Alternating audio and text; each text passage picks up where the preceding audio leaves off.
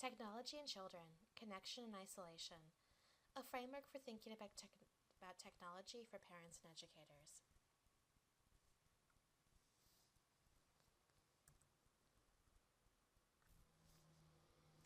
Hello, my name is Brianna Bertolio. I was an elementary school teacher for many years, and I'm currently a PhD student in education. I'm interested in using research to make informed decision-making easier. With so much research and information available, and so many strong ideological-based pieces written about technology and children, I want to create a way to talk about it from a perspective where I assume everyone wants to make the best decisions possible, and that there are very few things in the world that are inherently bad or good. It's my goal to present research in a way that's accessible and will allow you to understand the positive impacts technology can have. Two words used in connection with common early 21st century technology are connection and isolation. These contradictory descriptors echo a lot of contradictory ideas regarding technology. Parents and teachers can feel pressure to not let children have too much screen time, but at the same time may believe that being educated and skilled in technology is important. I'm going to begin with some research available about technology and the impacts on babies. This part of the presentation may sound like I'm framing technology in a negative way.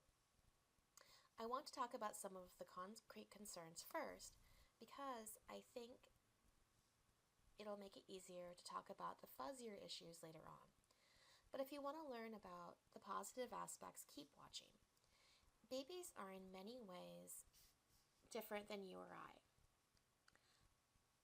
and different than the human beings that they will develop into. Their immune system suggestions, and especially their brains, are very, very different than adults, which is why we can't generalize findings about adults or babies to each other. There is research to suggest that babies really need live human interaction in a way that a computer-generated version of a person can't duplicate, and they need constant feedback from people.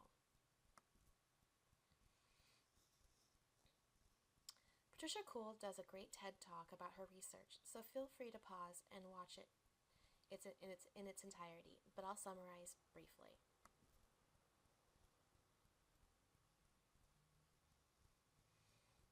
First of all, for clarity, humans have an amazing capacity to learn language throughout their lives. So if you're 80 years old and you want to learn Portuguese, go for it. You can learn to read, write, and speak in another language whenever you have the time and resources to devote to it. However, in language acquisition theory and research, there is what is known as the critical period, which means that for most people, the ability to make sounds like a native speaker declines with age. In other words, you can learn another language, but at some point you'll always have an accent in that language. Babies are born able to make and identify the full range of human sounds. Babies can hear and differentiate sounds before they can speak them. But Kuhl's research shows that babies' abilities to shift quickly based on what they're exposed to. An American baby exposed to English gets better at telling the difference between an R and an L sound, whereas a Japanese baby, being exposed to Japanese, loses the ability to correctly distinguish those sounds. They use it or lose it. Babies are busy learning and can't be bothered with things they aren't hearing. The same pattern can be seen in Mandarin. But what if we want babies to have the ability to sound like a native in a language? Can we use technology to help a baby keep a broader range of sounds? It would be great if by playing videos or audio recordings we could support babies in keeping those sounds. But babies aren't fooled. In the diagram from Kuhl's research, it's clear that American babies exposed to Mandarin TV and audio still show a big decline, whereas the Taiwanese babies exposed to Mandarin in the form of people speaking it show a big improvement. However, having a Mandarin speaker reading in person can affect how an English-only baby develops. As the graph on the right shows, having a person read in Mandarin improves sound retention, but TV and audio recordings are basically no different than no exposure at all. We are in the early days of this type of research, so we don't know exactly what role the baby's sense of self, and theory about the world impacts how they learn, but it's clear they prioritize a real person in a way that adults don't.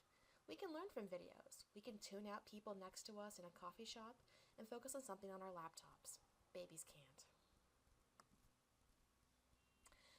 Every time we make a choice, by default, we are not doing something else. Sometimes we choose from things that we consider to be generally good. But when a choice is made, we can't do the other good thing. If I choose to go to a kickboxing class, then I'm not choosing to do a yoga class. If I buy a bag of spinach salad, I'm not choosing the spring greens. If I choose to read a book, then I'm not choosing to call my mom. Sometimes we know that one choice is generally better than the other. If I choose to eat a donut, not only am I eating something I know isn't healthy and will probably give me a stomach ache, I'm not choosing to eat a healthy snack that might have kept me in a good mood and able to work longer. I bring this up because when we talk about time-engaging technology, we need to be conscious of the idea of trade-offs. If a 10-year-old plays an hour of a video game, what is she choosing not to do? Is the trade-off from reading, sitting on the couch doing nothing, taking a nap, or something else? Sometimes arguments around technology use are based on false choices. In other words, this kid shouldn't be playing this game, they should be playing outside, as if the game is the only barrier to playing outside. We need to be honest about the reality, which is a child might not go outside for any number of reasons that have nothing to do with the game. I think it's important to talk about trade-offs because when you read an alarming headline about technology is bad for kids, it can mean that we wish that kids were engaging in more activities in column A and less than column B. And that the technology or activity isn't necessarily harmful, it just means less of something else is happening. The role of feedback. When babies and parents are interacting, a baby will sometimes make a sound like ma, ma, ma, ma, ma, ma. And a mother might say, "Yes, I'm your mama, mama, mama, that's me." Or the baby might say, ba, ba, ba, ba, ba, ba, ba. And the parent might say, "Ball? Do you want a ball?" "Yes, this is a ball." And through that feedback and interaction, they help the baby to make sense of the sounds they're making. The baby might just be randomly making a sound, but the parents interpret meaning in that sound. And in turn, the babies learn to understand that they are making meaning. And this interaction is part of the way that babies develop their language. Hot off the presses from the Journal of American Medical Association Pediatrics study is a study that looked at how parents and babies interact when playing with traditional toys such as blocks, book boards, and electronic toys, and found that babies stopped vocalizing around the electronic toys and not the traditional toys or books. And so did the parents. Electronic toys seems to silence both babies and parents and prevent those crucial interactions. When we arrive at school-age children, one of the most important arguments made against screen time is that it correlates with children's BMI. In other words, the more screen time you have, the fatter you are. I'm not saying that moving isn't important. There's plenty of evidence that suggests that in general, exercise is important to human health. But I am skeptical about some of the conclusions drawn in these studies because I don't see things like the amount of recess a child has or how much time they spend playing at school accounted for. And that's a really important question because there have been significant declines in the amount of time children spend playing at school, as well as budget cuts for things like PE. Will technology help or hinder my child's reading? The answer to this question could be yes, no, and maybe. There doesn't seem to be any kind of consensus in literature about how technology, especially screen time, impacts reading. But I want to take a step back and take a minute to talk about how to think about reading differently. In the US, for many reasons, we really emphasize the role of decoding and reading. Don't get me wrong, learning that sounds correspond to letters and letters make words and words make sentences is a powerful and important part of learning to read in English. And I've been privileged to see the moments when it clicks for kids. However, decoding is emphasized so much that the role of meaning making is left out often. And without meaning, learning to read is really difficult, and more importantly, there is no meaning, then what's the point? The way that early readers are most commonly assessed in reading is how many words they can accurately read per minute. The problem is that emerging research shows that some kids can decode really well, but are unable to effectively tell what happened in a story. In other words, they're not deriving meaning from the story. In other cases, there are children who might stumble and struggle with decoding, but actually have strong skills that help them understand stories.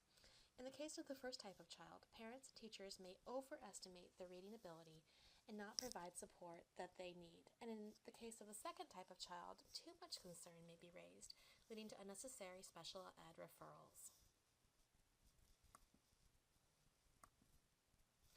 When it comes to video games, computer games, watching videos, and other forms of screen time, I think we need to focus on meaning making. Video games can have surprisingly rich narratives and characters that children can become quite interested in.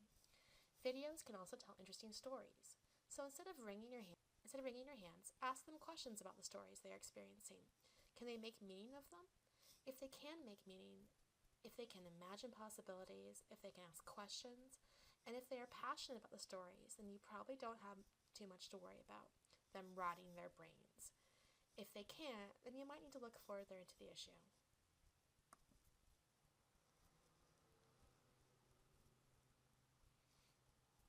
Many studies of adolescents are also concerned with the role screen time has in obesity. They suffer from the same problem that studies of younger children, in that low amounts of screen time will not automatically guarantee increased physical activity, and they ignore larger structural reasons and focus on individual behavior. Depression and its relationship to screen time is also studied frequently. A big problem is that some of the studies themselves acknowledge is that it's very difficult to establish the causal direction, or in other words, which came first. Does a depressed adolescent spend a lot of time watching TV, playing video games, etc., or do those things cause depression? Depression is a very serious illness, and if you suspect a teen is depressed, getting the professional help immediately is essential. However, depression has been studied broadly, and it is considered a multifactorial disease, meaning that there are many causes and they often intersect. And here are some important facts from the 2015 Lancet meta-analysis, which identifies important information about depression in adolescents. Depression rates in early teens are estimated at 4 to 5%, and by late teens, as much as 20%. Girls are twice as likely to be depressed as boys. Children of depressed parents are 3 to 4 times more likely to experience depression for genetic and non-genetic reasons. Risk factors include acute stressful events, such as personal injury or bereavement, and chronic adversity, such as maltreatment, family discord, bullying by peers, poverty, and physical illness.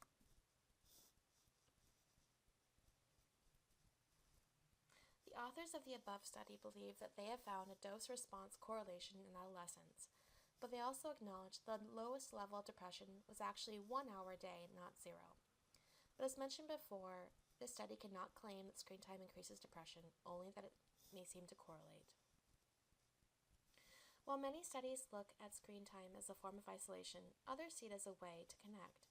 In a 2015 meta-analysis of online depression interventions and social network depression interventions, they found that online interventions with a broad cognitive behavioral focus appeared promising in reducing depressive symptoms in adolescents.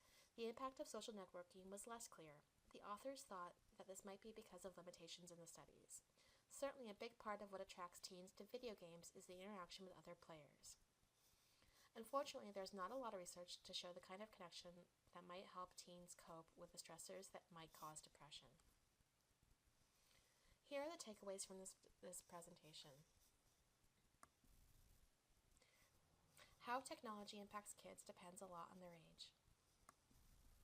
Human interaction is really important for babies. Focus on the meaning that kids make from the stories they enjoy. Depression is a serious issue for teens. Talk to them about why they are engaging in screen activities and what else is going on in their lives. I hope you can think about the impacts of technology on young people as neither good nor bad, but part of the complex world they live in. I really hope that you feel more confident about your decisions that you're making and you continue to have an open mind. Thanks for watching, and all of the citations that I've mentioned are included in the show notes.